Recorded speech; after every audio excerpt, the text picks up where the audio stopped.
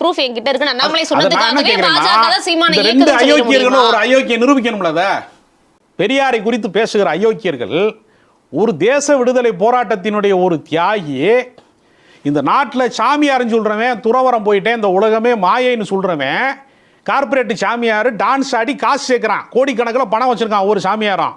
நான் சொல்லி தெரியணுங்கிறது இல்லை, எல்லா சாமியாரும் பல ஆயிரம் கோடி வச்சிருக்கான் இன்னைக்கு இந்த நாட்டில்.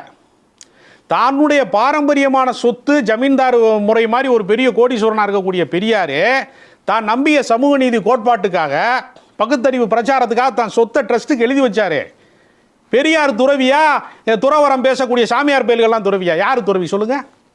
பெரியார் தன்னுடைய வாழ்நாளில் இனி யோசிச்சு பாருங்க, பெரியாரிடம் பணிபுரிந்த ஒருவர் தான் அறிஞர் அண்ணாதுரைய. பெரியாருடைய அவருடைய பத்திரிகையில் அல்லது அவருடைய இடத்துல வேலை செஞ்சவர் தான் கலைஞர். தன் வீட்டில் அல்லது தன்னுடைய அலுவலகத்தில் தனக்கு உதவியாளராக பணிபுரிந்த 2 பேர் இந்த தமிழ்நாட்டுக்கு முதல்